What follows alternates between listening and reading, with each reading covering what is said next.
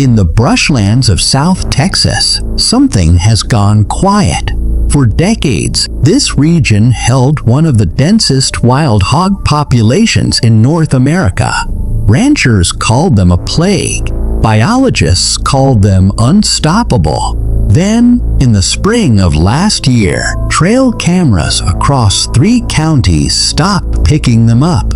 Ranchers who once shot a dozen hogs a week found empty fields. Hunters who tracked the same sounders for years found trampled ground, but no animals. At first, people assumed it was drought, then disease, then poaching.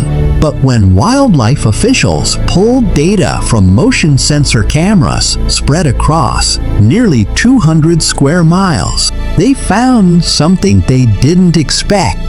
The hogs weren't dying of thirst. They weren't dying of illness. They were being hunted. Not by humans, not by wolves, which haven't roamed this part of Texas in over a century. By something else. Something that left no gunshots, no traps, no human tracks. Just carcasses, torn apart in a pattern researchers hadn't documented before in this ecosystem. A wildlife biologist reviewing the footage would later describe it simply: "We weren't looking at hogs disappearing. We were looking at a predator we didn't know was there." The story begins in DeMitt County, near the Texas-Mexico border. This land has always belonged to the hogs. Feral pigs first arrived here centuries ago, brought by early settlers. Over time, they multiplied into the millions across the state. Ranchers like Walter Higgins had learned to live with the damage. Torn fences, ruined crops, muddy craters where hogs had rooted through the soil overnight. You'd hear them before you saw them. Higgins later said, "Whole families moving through the brush like a freight train." But by late last year, the sound stopped. Higgins noticed it first on his east pasture. No rooting, no tracks, no pigs. He assumed they'd moved on, chasing better feed elsewhere. Then his neighbor called with the same story. And the neighbor after that. Something was clearing out entire properties, one after another, like a wave moving through the county. Local hunters grew suspicious. Hog populations don't just vanish. Not this fast, not this completely. A trail camera near a feeding station caught something strange. A sounder of 6 hogs moving through frame at dusk. The next morning, only bones remained. No gunfire had been reported. No traps were set in that section of the ranch. Higgins drove out to the site himself. What he found unsettled him. The remains weren't scattered by scavengers picking at a carcass over days. They looked deliberate, efficient, like something wanted them gone fast, he said. Word spread through ranching communities faster than any drought warning. Whatever was moving through the brush country wasn't behaving like anything they'd dealt with before. And it was only getting started. News of the disappearances reached the Texas Parks and Wildlife Department within weeks. Wildlife biologist Ray Dalton was assigned to investigate. He'd spent 15 years studying hog populations across the state. He'd never seen a decline like this. Normally, when hog numbers drop, it's slow, Dalton explained. Disease, drought, hunting pressure. It takes years. This happened in months. Dalton set up a grid of infrared cameras across 4 ranches, hoping to catch whatever was responsible. The first 2 weeks showed nothing unusual. Hogs moving at night, foraging, normal behavior. Then, on a camera near a dry creek bed, something moved through frame that made Dalton stop the footage and rewind it 3 times. A large shape, low to the ground, moving fast, Too fast for a coyote, too broad for a bobcat. The image was grainy, caught only for half a second before the animal vanished into brush. Dalton couldn't identify it. He sent the footage to 2 colleagues. Neither could confirm what they were looking at either. Meanwhile, carcass reports kept coming in, now from ranches 30 miles apart. The pattern was the same each time.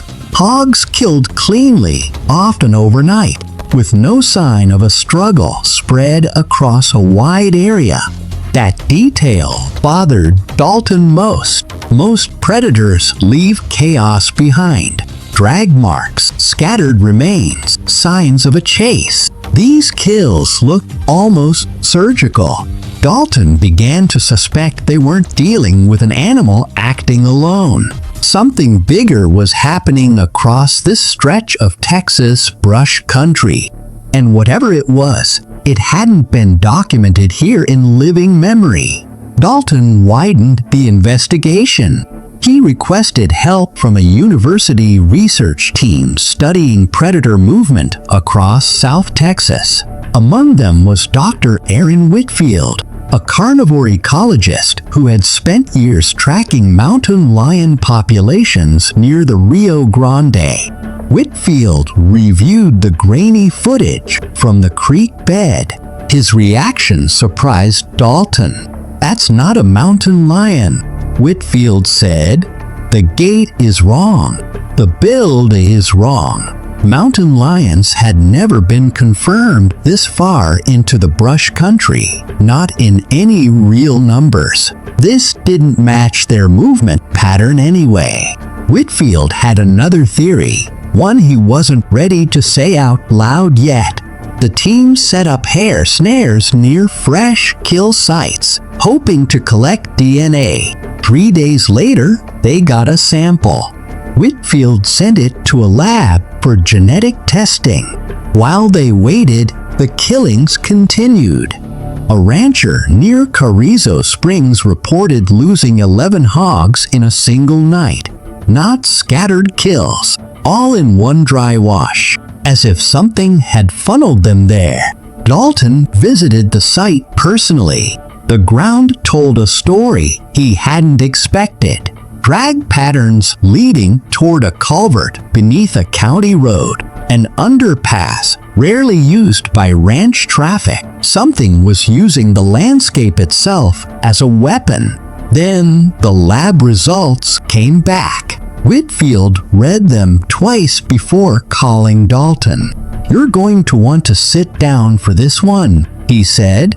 The species identified in the DNA sample hadn't been confirmed breeding in this part of Texas in over 80 years. Whatever had returned to this land, it hadn't just adapted.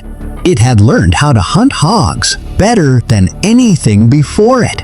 The results pointed to red wolves, a species once native to Texas, driven out by trapping, poisoning campaigns, and habitat loss decades earlier. By the 1970s, red wolves were considered functionally extinct in the wild. The last confirmed wild population had been captured for a breeding program far to the east, in North Carolina. None had been documented breeding in South Texas since. Dalton stared at the report, trying to make sense of it.